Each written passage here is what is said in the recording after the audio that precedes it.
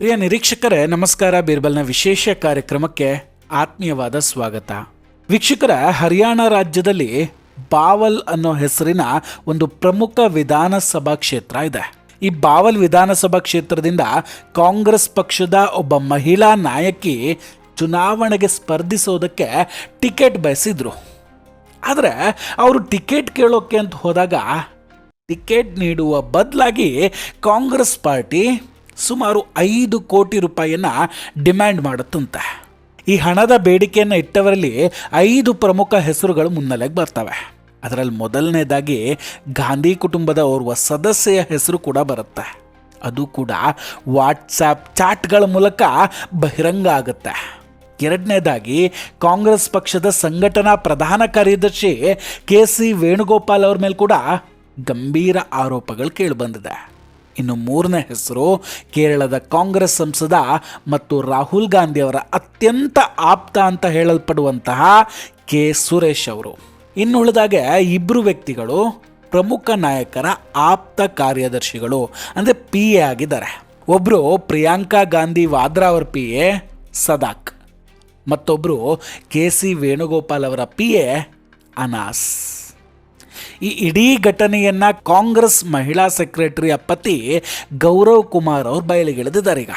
ಈ ಗೌರವ್ ಕುಮಾರ್ ಅವರು ರೀಸೆಂಟಾಗಿ ಒಂದು ಪತ್ರಿಕಾಗೋಷ್ಠಿಯನ್ನು ನಡೆಸಿ ತಮ್ಮ ಬಳಿ ಇರುವಂತಹ ವಾಟ್ಸಾಪ್ ಚಾಟ್ಗಳ ಸ್ಕ್ರೀನ್ಶಾಟ್ಗಳನ್ನು ಮಾಧ್ಯಮಗಳಿಗೆ ತೋರಿಸ್ತಾರೆ.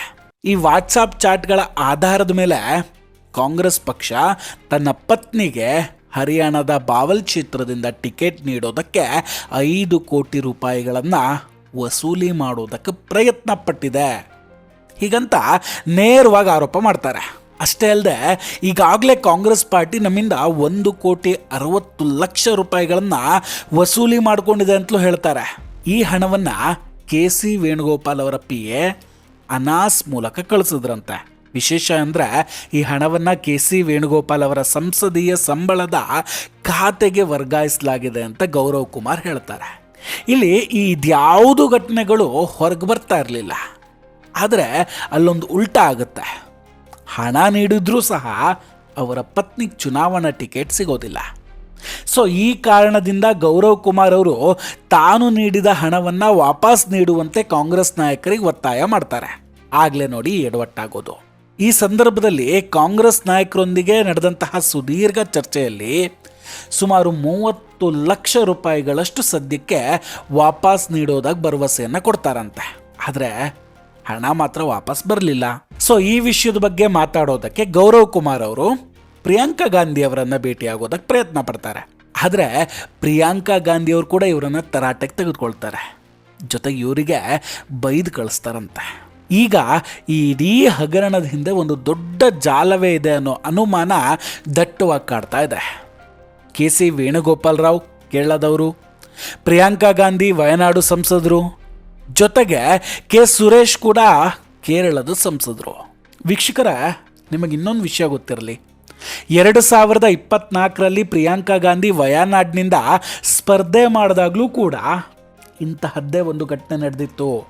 ಅಲ್ಲಿನ ಕಾಂಗ್ರೆಸ್ ಕೋಶಾಧಿಕಾರಿಯೊಬ್ಬರಿಗೆ ಪ್ರಿಯಾಂಕಾ ಗಾಂಧಿ ಅವರು ಎಲೆಕ್ಷನ್ ನಿಂತಾಗ ನೀವು ಹಣವನ್ನು ಖರ್ಚು ಮಾಡಿ, ಹಣವನ್ನು ಹೂಡಿಕೆ ಮಾಡಿ, ಯಾವಾಗ ಪ್ರಿಯಾಂಕಾ ಗಾಂಧಿ ಗೆಲ್ತಾರೋ ಆಗ ನಿಮ್ಮ ಹಣವನ್ನು ವಾಪಸ್ ನೀಡ್ತೇವೆ ಅಂತ ಭರವಸೆಯನ್ನು ನೀಡಿದರು.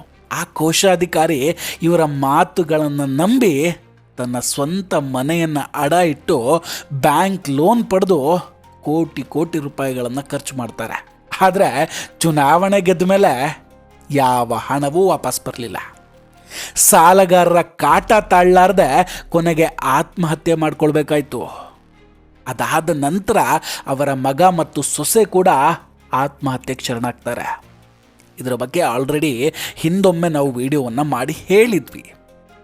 2025ರ ಡಿಸೆಂಬರ್ಗಿಂತ ಮೊದಲು ಪ್ರಿಯಾಂಕಾ ಗಾಂಧಿ ಕೇರಳಕ್ಕೆ ಭೇಟಿ ನೀಡುವ ಮುನ್ನವೂ ಕೆಲವು ಕಾಂಗ್ರೆಸ್ ಕಾರ್ಯಕರ್ತರು ಆತ್ಮಹತ್ಯೆಗೆ ಯತ್ನಿಸ್ತಾರೆ.